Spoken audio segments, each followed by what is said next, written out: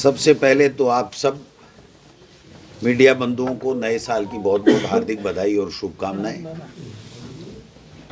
बाड़मेर के circuit house में आप सबका स्वागत है प्रदेश कांग्रेस कमेटी की तरफ से और हमारे सीएलपी की तरफ से, तमाम नेताओं की तरफ से। आज हमारा सौभाग्य है कि आपके बीच में हमें अपनी बात रखने का मौका मिला।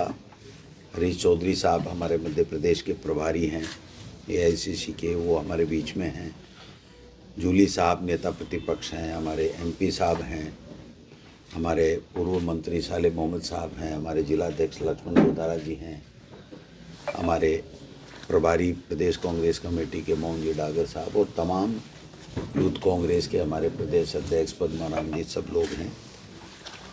आज हम लोग जो गुडाल मनाली में जन आक्रोश रैली हो रही है और काफ़ी दिनों से आपने देखा होगा कि बैक डेट में जिले की सीमाओं को बिना कोई चर्चा, बिना कोई सहमति के चेंज किया गया और जन भावनाओं के विपरीत कार्य किया गया। आखिरी दिन था 31 दिसंबर, जब भारत सरकार की गाइडलाइन के मुताबिक प्रतिबंध था किसी भी ज़िले की सीमा को चेंज करना। किसी पटवार सर्किल, किसी के राजस्व गांव, किसी को भी आप चेंज नहीं कर सकते। ऐसे में ज़िले की सीमा को तोड़ा गया, राजनीतिक उद्देश्यता से तोड़ा गया, बिना कोई सहमति के तोड़ा गया और जनता में भारी आक्रोश है। इससे पहले भी जो परिसीमन किया गया पंचायतों में, वो भी राजनीतिक द्वेषता से किया गया। चाहे जैसे काट-छांट की गई, अभी तक भी वो परिसीमन 12 महीने से चल रहा है, पूरा नहीं हुआ है। वार्डों का प्रकाशन अभी तक आया नहीं है, लेकिन इस दौरान जिले की सीमाओं को तोड़ करके जनता के आक्रोश को बढ़ा दिया है। और काफ़ी दिनों से हमारे वरिष्ठ नेता हेमाराम जी चौधरी साहब और तमाम वहाँ के लोग जो है वो धरने पे बैठे हैं। हम भी आज आए हैं, सचिन पायलट जी भी आज सीधे वहाँ पर आ रहे हैं। उस जन आक्रोश को हमारे कांग्रेस पार्टी का हर कार्यकर्ता का, हर नेता का समर्थन है, क्योंकि वो जनता के खिलाफ किया गया निर्णय है। भारतीय जनता पार्टी की सरकार जब से बनी है और विशेष रूप से जब से ये डबल इंजन की अपने आप में कह रहे हैं कि स्टेट में भी बन गई, तब से सरकार नाम की कोई चीज़ नहीं है। पूरा का पूरा असंवैधानिक कार्य कर रहे हैं, इलीगल कार्य कर रहे हैं। पंचायत राज और नगर निकाय के चुनाव समय के ऊपर करवा नहीं रहे हैं, जबकि संवैधानिक बाध्यता है। अमित शाह जी आते हैं, 3-3, 4-4 घंटे तक सीएमआर के अंदर इनकी क्लास लेते हैं। फिर दिल्ली से एक पेन ड्राइव आता है और वो पेन ड्राइव प्रत्येक एमएलए को सीएमआर से, मुख्यमंत्री निवास से, जयपुर से दिया जाता है कि अब एसआईआर जो हुई है उसमें आप लोगों ने नाम कांग्रेस समर्थित लोगों के, कांग्रेस आइडियोलॉजी के काटे नहीं और अपने जुड़वाए नहीं। सही एसआईआर होगी। हमने एसआईआर सही करने के लिए नहीं कहा था, सही वोटर लिस्ट नहीं करनी, बीजेपी के मापिक ये वोटर लिस्ट करनी है।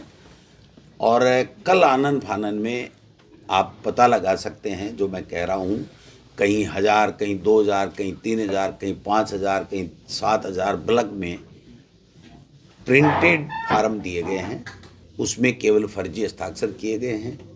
ओटीपी कहाँ से आएगा, कैसे आएगा, ये भी चल रहा है। कई लोगों से हमें सूचना मिल रही है कि ओटीपी मांगे जा रहे हैं और ऑनलाइन वहाँ से ये सारे के सारे नाम कांग्रेस आइडियोलॉजी के काटने हैं और बीजेपी के फर्जी नाम जोड़ने हैं।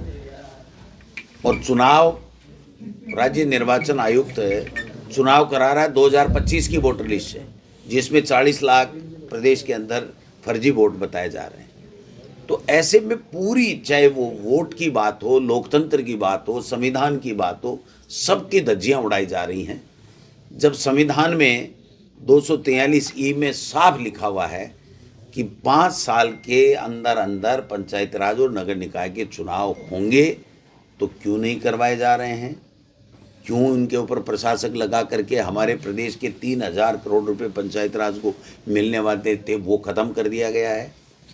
नरेगा जो काम का अधिकार हमारा था, 90% पैसा मटेरियल का और 100% लेबर का पैसा भारत सरकार देती थी, वो पैसा अब 40% स्टेट को देना पड़ेगा बिना स्टेट की सहमति के। और ऐसे स्टेटों को, जैसे राजस्थान में 1.25 लाख करोड़ का कर्जा है और 5,000 करोड़ रुपए नरेगा के 2 साल से बकाया पड़े, तो जब केंद्रीय पैसा नहीं दे पा रही है पूरा 2-2 साल तक, तो राज्य सरकार 40% कैसे देगी।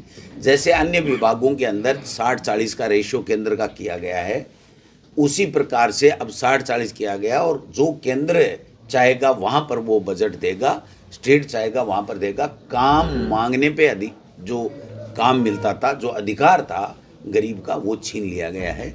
तो एक से एक दादागिरी, तानाशाही, षड्यंत्र, लोकतंत्र को कमज़ोर करना, संविधान को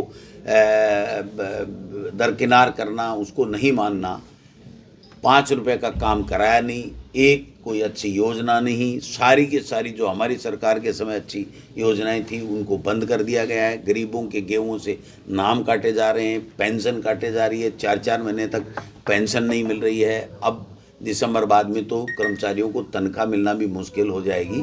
आपने देखा होगा कि 30-35 हज़ार लोग कर्मचारी इकट्ठे 2 साल के अंदर अंदर 2-3 बार हो गए। कल परसों कर्मचारियों ने जो आनंद फानन में बैन के अंदर 1 महीना भी परीक्षा का बचा नहीं, प्रैक्टिकल तो साइंस के चालू हो गए, और इसका मतलब परीक्षाएं चालू हो गई। 6,500 व्याख्याताओं के ट्रांसफ़र कर दिए गए।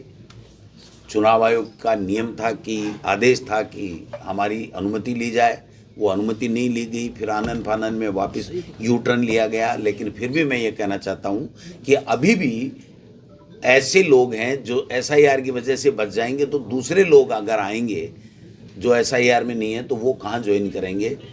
तो 7,000 से ज़्यादा के प्रिंसिपलों के ट्रांसफ़र किए गए।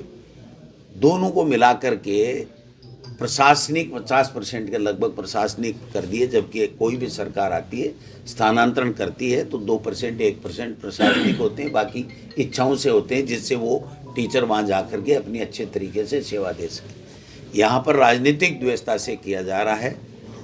तो मैं एक बात नहीं कह रहा हूँ, जो मुख्यमंत्री जी ने कल एक ऐड दे करके बेरोजगारों को रोजगार देने की 1 लाख भर्तियों की बात की, उसमें जो 45 के लगभग 44-45 जो दिए हैं, उसमें 4 ही 5,000 से ऊपर के हैं और 1,000 से नीचे नीचे के 23 विज्ञापन हैं। इस 26-25 हज़ार के लगभग 24,000 समथिंग हैं, 763 के लगभग जो चतुर्थ श्रेणी सफाई कर्मचारी हैं, वो 2 साल से ये विज्ञप्ति निकाल रहे हैं, सफाई कर्मचारी लेंगे। जब सफाई कर्मचारी ये सरकार नहीं ले सकती तो दूसरी बड़ी नौकरियों की तो बात ही क्या है। 3rd ग्रेड की हमने 60,000 की भर्ती आखिरी के समय में आपने देखा होगा की थी, इन्होंने 7-7,500 की भर्ती निकाली है। तो न तो ये युवाओं के लिए काम कर रहे हैं, न बुजुर्गों के लिए पेंशन काट रहे हैं, गेहूं काट रहे हैं गरीब का, कोई काम नहीं हो रहा है। स्कूलों में 1.25 लाख के लगभग टीचर्स के पद खाली पड़े हैं, कोई पूछने वाला नहीं है, कोई करने वाला नहीं है। ऐसा शिक्षा मंत्री है जो अनर्गल बयानबाजी करता रहता है, सबको गाली देता रहता है, सबके लिए बकवास करता रहता है। ऐसे आदमी को, क्योंकि RSS की आइडियोलॉजी यही है कि इस तरीके के विवेकहीन व्यक्ति को बना दो जो सोच ही नहीं सके, ये सार्वजनिक शिक्षा खत्म हो जाए और RSS के आदर्श विद्या मंदिर वापस चल जाए। मैं समझता हूँ कि ये जो चल रहा है तानाशाही का दौर है, लोकतंत्र को ख़त्म करने की साजिशें चल रही हैं, लोकतंत्र को कमज़ोर करने की साजिशें चल रही हैं, संविधान को दरकिनार कर दिया गया है।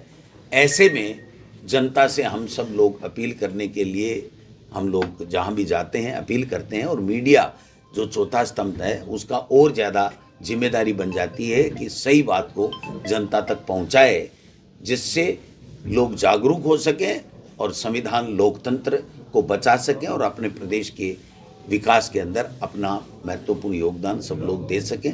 इस तरह की व्यवस्था की बात है।